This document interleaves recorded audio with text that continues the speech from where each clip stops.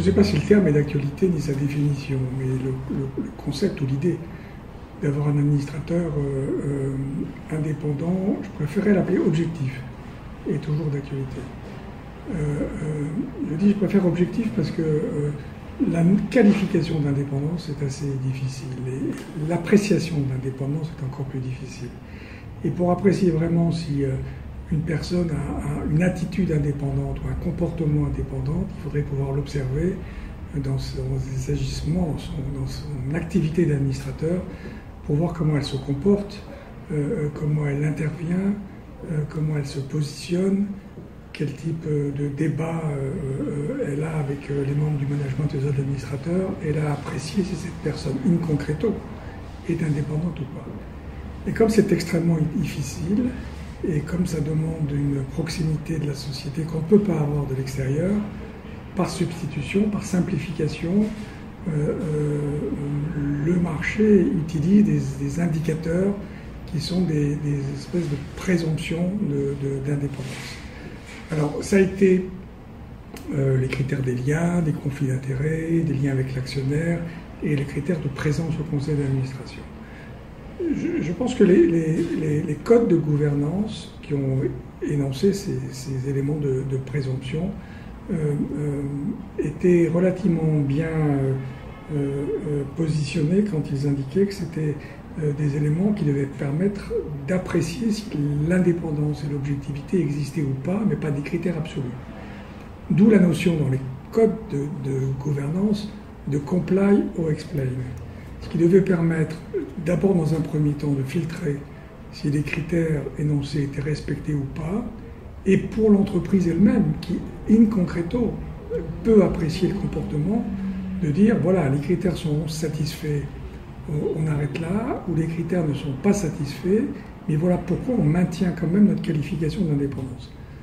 Je constate aujourd'hui que dans l'appréciation de l'indépendance qui est faite par les proxy agencies, cette notion de comply or explain disparaît et que, par simplicité, par volonté d'efficacité, par volonté peut-être de déléguer ces tâches à des robots, que ce soit des robots humains ou des robots qu'on connaît bien, qui permettent simplement de vérifier, d'analyser un texte et vérifier des critères, cette notion de comply or explain s'estompe et que l'appréciation des proxys devient systématique, notamment sur les 12 ans. Ce qui est à mon avis une erreur et cela mériterait que ce soit reconsidéré.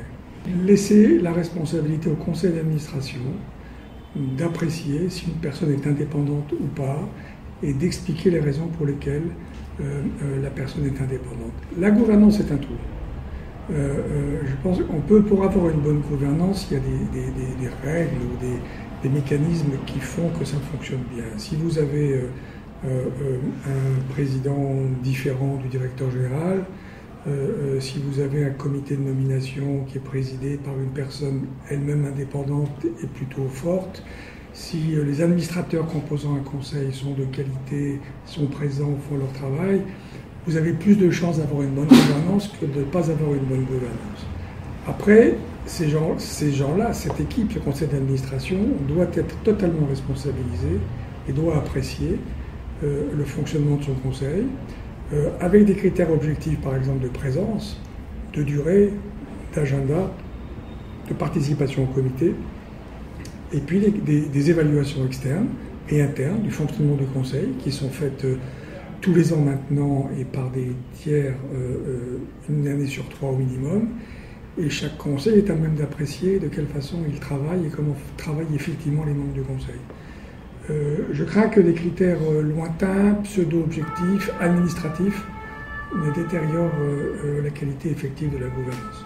Il est l'expérience cumulée lui permettant d'apprécier le dossier qui lui est présenté, qu'il ait le temps nécessaire pour le faire, ce qui veut dire que ça dépend de sa capacité à travailler éventuellement beaucoup et de ce qu'il fait par ailleurs, alors qu'aujourd'hui les critères sont les mêmes sur le nombre de conseils. Et après, derrière, c'est est-ce qu'il a un point de vue? Il y a des gens qui lisent beaucoup de choses et qui n'ont pas de point de vue. Est-ce qu'il peut l'exprimer? Est-ce qu'il sait l'exprimer? C'est-à-dire, est-ce qu'il est capable d'avoir un avis éventuellement différent de celui des autres et de l'exprimer? Est-ce qu'il sait le faire de façon à interagir de façon positive avec le reste du conseil et le management? Ou est-ce qu'il prend des positions qui vont être tout de suite antagonistes? Ce qui veut dire que les gens ne vont pas écouter et vont se crisper sur la forme de la discussion plutôt que sur le fond de l'argument qui est présenté. C'est ça qui fait un bon administrateur et un bon conseil.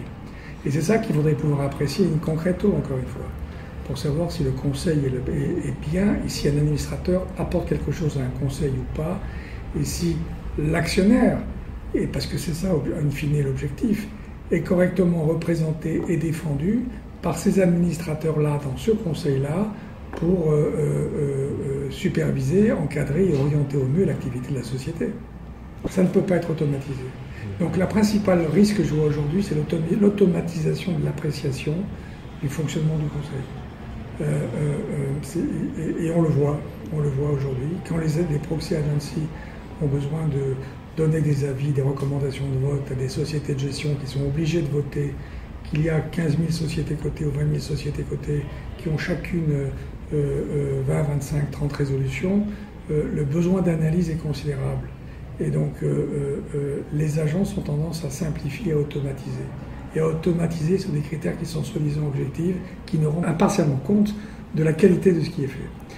Et donc le risque ultime, c'est que cela induise des comportements au niveau des conseils de compliance forcée. Et donc plutôt en prendre en compte l'intérêt de la société et de ses actionnaires, de réagir en fonction des critères qui vont être utilisés pour l'évaluation.